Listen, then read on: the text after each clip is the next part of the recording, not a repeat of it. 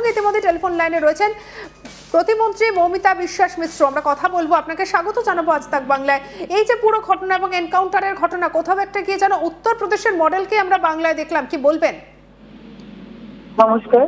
প্রথমেই তো আমি আমার মুখ্যমন্ত্রী শুভেন্দু অধিকারী মহাশয়কে ধন্যবাদ জানাবো যে এই ধরনের ঘটনার যে কি মানে বিচার হওয়া উচিত এবং পুলিশের যে কি রিয়াকশন হওয়া উচিত, পুলিশ কি করতে পারে সেটা বাংলা প্রথম দেখলো।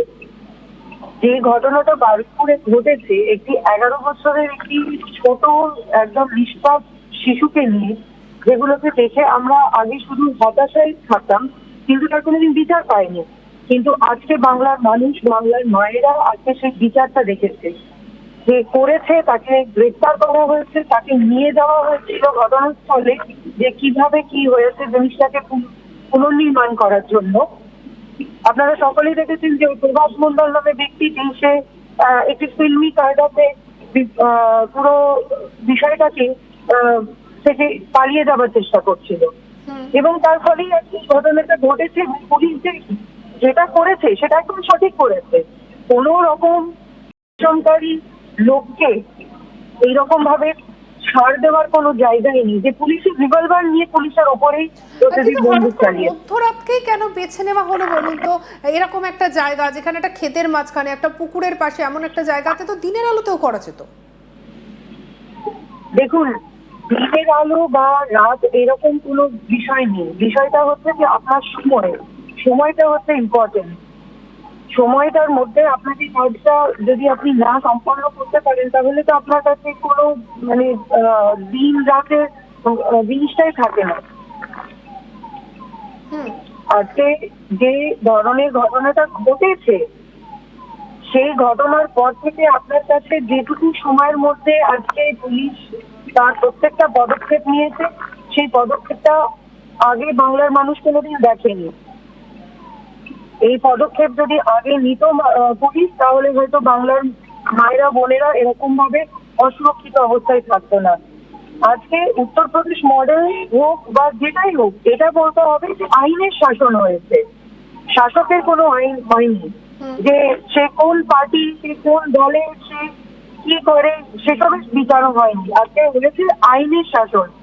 যে বাড়িতে যে বাচ্চাটির সঙ্গে এই ধরনের ঘটনা করা হয়েছে, রাতের অন্ধকারে তুলে নিয়ে যাওয়া হয়েছে, মিসিং করা হয়েছে, তারপরে তার এটাই প্রাপ্য ছিল। একেবারে। আপনার কি মনে হয় যে এই যে এনকাউন্টারের ঘটনা পরবর্তীকালেও দোষ করার ক্ষেত্রে কোথাও একটা গিয়ে বাধার সৃষ্টি করবে, ভয় পাবে? বাংলাকে কি আমরা দেখবো এরকম ভাবেই বাংলা যেখানে এনকাউন্টার হতে থাকবে? এটা কি একটা এক্সট্রাজুডিশিয়াল জাস্টিস হয়ে যাচ্ছে না? আপনি এনকাউন্টার বলতে পারেন না, কারণ প্রভাস মন্ডল নিজেই পুলিশের রিভলভার ছিনিয়ে নিয়েছে এবং তাদের উপরে ফায়ার করেছে। তো সেখানে তো পুলিশ আত্মরক্ষার জন্য তাকে তো গুলি করবেই, তাকে তো আর ছেড়ে দেবে না।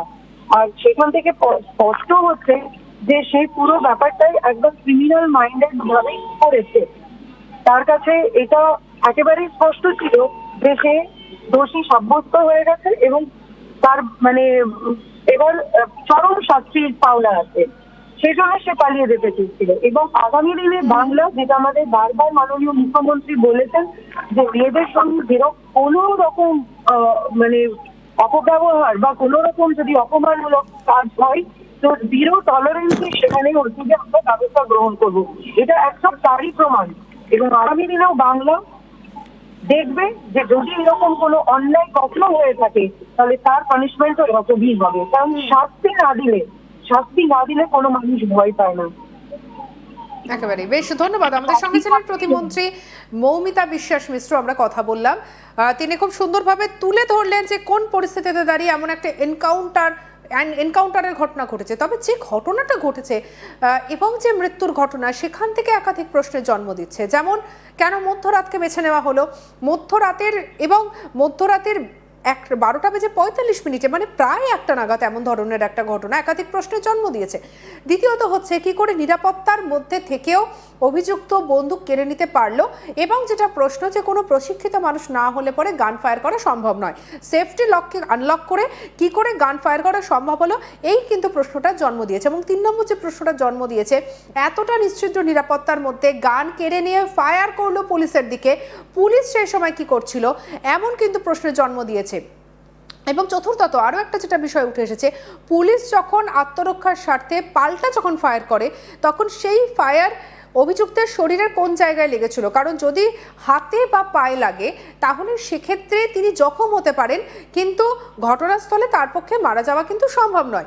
এক্ষেত্রে এই প্রশ্নটা জন্ম দিয়েছে যে তিনি ঠিক কতটা আহত হয়েছিলেন যে তাকে হাসপাতালে নিয়ে যাওয়ার পরেই তাকে চিকিৎসকরা মৃত বলে ঘোষণা করে দিল, যে এইরকম কিন্তু একাধিক প্রশ্নের বর্তমানে জন্ম দিয়েছে। এবং অন্যদিকে আরও একটা যেটা দিক উঠে আসছে, এমন একটা ঘটনার পরে কিন্তু বিজেপির পক্ষ থেকে ইতিমধ্যেই বলা হচ্ছে যে এর ফলে এটা কিন্তু একটা দৃষ্টান্তমূলক ঘটনা, এবং পরবর্তীকালে অপরাধ করার ক্ষেত্রে কিন্তু যারা অপরাধ প্রবণ মানসিকতা যাদের, তারা ভয় পাবে। আমাদের সঙ্গে ইতিমধ্যে টেলিফোন লাইনে রয়েছেন কংগ্রেসের মুখপাত্র সুমন রায়চৌধুরী। সুমন বাবু, আপনাকে স্বাগত জানাবো আজ তাক বাংলায়। আপনি কিভাবে দেখছেন এই পুরো ঘটনাটাকে, আপনার ব্যাখ্যা জানতে চাইবো। দেখুন, যে ঘটনাটা ঘটেছে অত্যন্ত নৃশংস এবং পাশবিক ঘটনা, এর কোনো ক্ষমা নেই।